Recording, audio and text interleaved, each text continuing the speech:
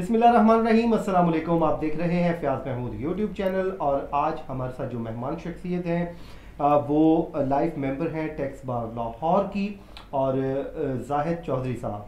आज हम उनसे मुल्की इकॉनमी और टैक्स से मुतालिक जो इस्लाहात मुतारिफ करवाई गई उस पर बात करेंगे। बड़ा क्रिटिसाइज होता है गवर्नमेंट पे कि जो टैक्स का बर्डन है वो बहुत ज़्यादा डाल दिया गया है और जिसका कोई फ़ायदा नज़र नहीं आ रहा। ये एक नैरेटिव सामने आता है जो गवर्नमेंट के मुखालिफिन हैं और मीडिया है। अब हम जानते हैं कि इस हवाले से क्या क्या इकदाम लिए गए हैं और क्या वाकई कोई जो इस्लाहात की गई हैं वो सूदमंद भी हैं या नहीं। सबसे पहले तो जाहिद साहब आपका बहुत शुक्रिया, आपने हमें वक्त दिया। अगर मैं आपसे मौजूदा गवर्नमेंट की टैक्स इस्लाहात के हवाले से जानना चाहूँ कि क्या क्या तब्दीलियाँ की हैं और क्या उसको कोई आम आदमी को फ़ायदा भी है, तो वो हमें थोड़ा सा बता दीजिए। जी बिल्कुल फयाज साहब, जैसे अगर हम प्रीवियस गवर्नमेंट की बात करें तो बेसिकली स्टार्ट तो वहीं से हो चुका था इसका कि हमें डॉक्यूमेंट इकॉनमी की तरफ जाना है, हमारी इकॉनमी भी ग्रो करे। बेसिकली जब भी इकॉनमी डॉक्यूमेंटेशन की तरफ जाती है तो वो अल्टीमेटली ग्रो करती है क्योंकि उसके चेक एंड बैलेंसेस होते हैं। इसी तरीके से मौजूदा गवर्नमेंट का पहला स्टेप ही यही था। उन्होंने आते ही एफबीआर के अंदर बहुत सारी इस्लाहात की हैं जिसके अंदर आप यूँ कह सकते हैं टैक्स स्ट्रक्चर को उन्होंने स्ट्रीमलाइंस किया है, आपके ईज़ ऑफ डूइंग बिज़नेस किया है, जिसका आम आदमी की ज़िंदगी पे बहुत ज़्यादा असर पड़ा है। जैसे फॉर एग्जांपल मैं आपको एक एग्जांपल देता हूँ कि प्रोसीजरल चेंजेस बहुत किए हैं इस मौजूदा गवर्नमेंट ने टैक्सेशन के सिस्टम के अंदर। सबसे पहले तो आप देखिए सेल टैक्स रजिस्ट्रेशन लेने के लिए जाते थे आप तो एक आपको हैसल क्रिएट हो जाती थी आपके लिए, मतलब आपके डिपार्टमेंट के चक्कर, हेयरिंग्स और ये और वो, और it takes almost 3 months to get your sale tax registration. Now it's too much easy. आप within 1 or 2 days you get the sale tax registration with the fee of 150 rupees you pay with NADRA office. तो ये देखिए आप आपने इस government ने आके एक सहूलत तो पैदा कर दी है। जो सेल टैक्स रजिस्ट्रेशन में करवाने जा रहे थे या जो बिज़नेस स्टार्ट करने जा रहे थे छोटे लेवल पे या बड़े लेवल पे, तो आप इस चीज़ को क्रिटिसाइज़ ज़रूर करें गवर्नमेंट को दूसरे इश्यूज़ पे, लेकिन ये गुड स्टेप्स हैं जो आने वाले वक्तों में आपके जाके बेनिफिट देंगे। जी जी जाहिद साहब, टैक्सों में बड़ा बर्डन दिखाई दे रहा है। लग रहा है कि शायद गवर्नमेंट ने बहुत ज़्यादा टैक्सेस मुतारिफ करवा दिए हैं जिससे आम आदमी खासा परेशान दिखाई देता है। क्या वाकई इतने ज़्यादा जो टैक्स हैं वो इतने नुकसानदेह होते हैं? देखिए आप कहीं पे भी चले जाएं, यूरोप में भी चले जाएं या हमारे इंडिया में चले जाएं, नेबर में हमारे, या इवन के आपके किसी और कंट्री का हम रेफरेंस देना चाहें तो वहाँ पे भी टैक्सेस तो बेसिकली आपकी उसको इकॉनमी को सपोर्ट करते हैं। और अब ऐसा नहीं है कि पाकिस्तान में कोई ऐसी मतलब हिस्ट्री उठा के देख लें एकदम से पाकिस्तान के अंदर कोई बहुत बड़ा चेन ला के दे दिया इस गवर्नमेंट ने और बहुत बड़े टैक्सेस लगा दिए। वही चीज़ें चल रही हैं और उन्हीं चीज़ों को लेके चल रहे हैं। और ऑलमोस्ट इन्होंने कुछ एग्जम्पशंस भी दी हैं कुछ चीज़ों के ऊपर। जैसे हम कह लें कि आपकी कोविड को लेते हुए इन्होंने इस्लाहात की हैं, उसके अंदर कोविड को चीज़ों को लेते हुए इन्होंने जो इम्पोर्ट के ऊपर जो आपकी कोविड के अंदर जो आपकी मशीनरी या कह लें कि इक्विपमेंट्स यूज़ होने थे उनके ऊपर रिसेंटली बहुत सारी एग्जम्पशंस भी दी हैं।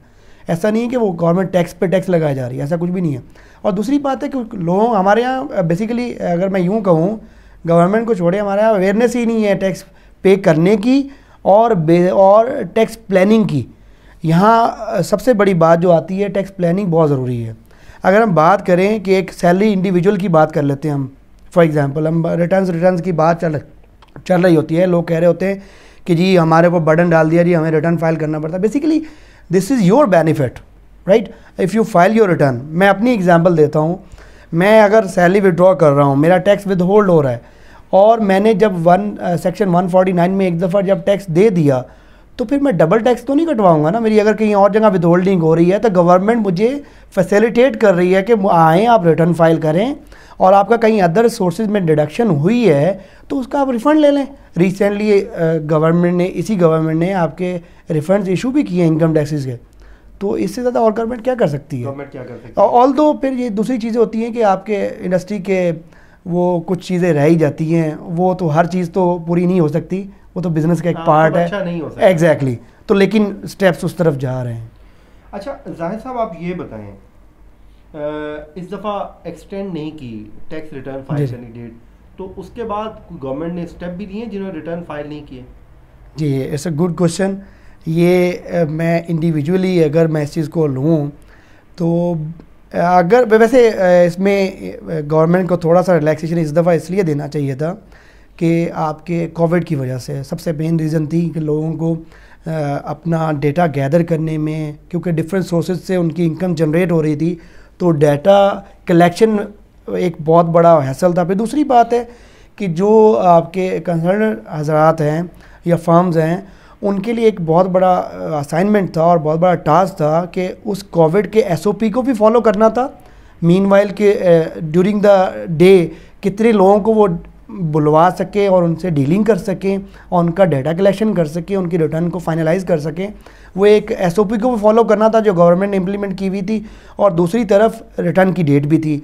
लेकिन अगर दूसरी चीज़ देखी जाए तो ये इन्होंने गवर्नमेंट ने एक अच्छा स्टेप लिया है कि नेक्स्ट टाइम जो लोग हैं जो जिन्होंने इस दफ़ा लेज़ीपन दिखाया है या सुस्ती दिखाई है, तो वो इंशाल्लाह नेक्स्ट टाइम वो 30 सितंबर से पहले अपनी रिटर्न फाइनलाइज करवा के बैठे होंगे। दूसरी बात, आप जो दूसरा क्वेश्चन था कि उसके बाद गवर्नमेंट ने कोई स्टेप लिया नहीं लिया, बिल्कुल गवर्नमेंट स्टेप ले रही है, बहुत सीरियस स्टेप ले रही है। This is the first time in my history of my life in taxation, ये इन्होंने नोटिस इशू किए हैं जिन्होंने टैक्स लोगों को तकरीबन ऑलमोस्ट 800,000 लोगों को इन्होंने अभी 8 लाख जी नोटिस इशू किए हैं। और दूसरी चीज़ मैं आपको बताऊं, इन्होंने उनको नोटिस इशू किए हैं जिन्होंने अभी तक जो रजिस्टर्ड है और उन्होंने टैक्स रिटर्न फाइल नहीं किया। इसके अंदर भी इन्होंने टाइम दिया है 15 डेज़ का, file your return with in this statutory period, otherwise you will be penalise under section 182।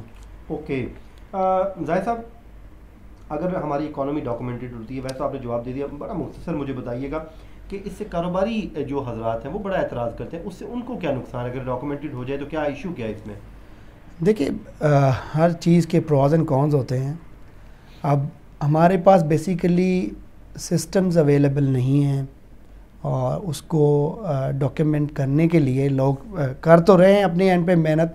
जैसे मैं एग्जांपल देता हूँ आपको, अभी टियर 1 रिटेलर्स जितने भी हैं हमारे, गवर्नमेंट ने उसके लिए POS लगाए हैं और उनको गवर्नमेंट ने ये नहीं है कि गवर्नमेंट उनके ऊपर बर्डन डाल रही है कि आपके ऊपर हम बर्डन डाल रहे हैं, ऑल दो गवर्नमेंट उनको फैसिलिटेट कर रही है।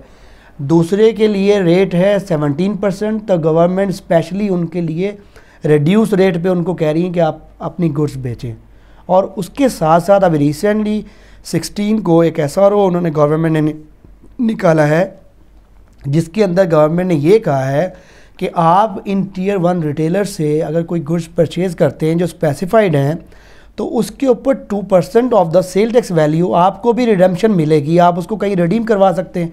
This is the one of the best example कि आप टैक्स कल्चर को प्रमोट कर रहे हैं कि लोग टैक्स कल्चर की तरफ जाएं। जब आप इस तरह के बेनिफिट्स को इंट्रोड्यूस करवाएंगे तो अल्टीमेटली लोग उसी प्रोडक्ट को परचेज़ करेंगे, उस रिटेलर के पास जाएंगे जहां से उसको बेनिफिट मिल रहा होगा। ठीक है, मौजूदा गवर्नमेंट की आप जो पॉलिसीज़ हैं इसको देखते हुए एज एन एक्सपर्ट कैसे आप देखते हैं कि इकोनॉमी बेहतरी की तरफ जाएगी या क्या होगा? Sir, I am not a economist best, but मैं ये कह सकता हूँ कि आपके कोई फिर वही बात जो मैंने इनिशियल स्टार्ट में भी की थी कि आपकी जो इकोनॉमी होती है वो आपकी डॉक्यूमेंट पे होनी चाहिए, और ये गवर्नमेंट बेसिकली स्टेप्स ले रही है उस तरफ जाने के। जैसे मैं अभी एग्जांपल देता हूँ, अभी रिसेंटली एक और इन्होंने रूलिंग्स प्रोसीजर निकाले हैं जो ऑडिट है बेसिकली सेल्स टैक्स का। This is also is the first time in the history कि आप ऑडिट करवा सकेंगे, जबकि पहले ये बेसिकली डॉक्यूमेंटेशन की तरफ स्टेप्स हैं सारे, कि पहले अभी क्या करना पड़ता था, आपको एक फ़ाइल बनाएं जी, आप उसमें ऑफिस में जाएं जी, आप फाइल करें।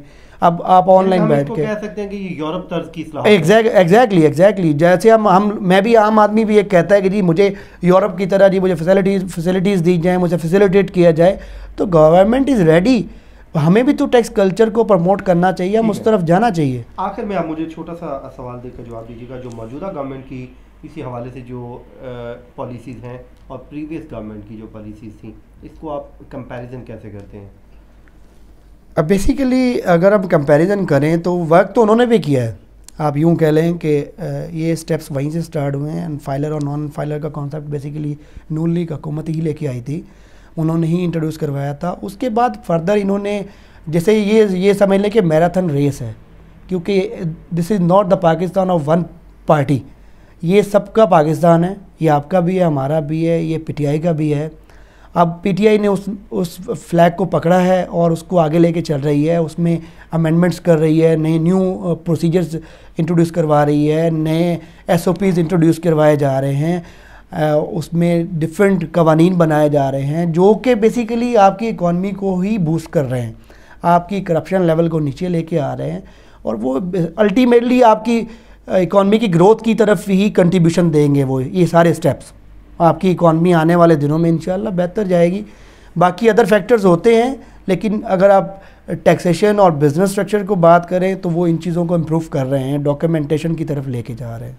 डॉक्यूमेंटेशन की तरफ लेके जा रहे हैं। ये जी आज का हमारा छोटा सा सेशन था। जाहिद साहब के साथ लाहौर में होते हैं, लेकिन इस्लामाबाद में एफबीआर में ये अक्सर आते हैं क्योंकि इनका टैक्स और ये दीगर जो इश्यूज़ हैं वो चल रहे होते हैं। तो जब ये आए तो हमने इस मौके को गनीमत जाना और हमने सोचा कि हम इनसे बात करते हैं।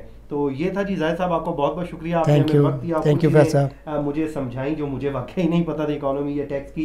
तो खैर, आपको भी अच्छी लगी हो तो इस पे कमेंट कीजिए, फीडबैक दीजिए, और अगर आपके जहन में कोई सवाल हो तो वो भी हमारे साथ आप शेयर कर सकते हैं ताकि नेक्स्ट टाइम हम जाहिद साहब से ये पूछ सकें। मुझे और जाहिद साहब को दीजिए इजाज़त जी। अल्लाह हाफिज़।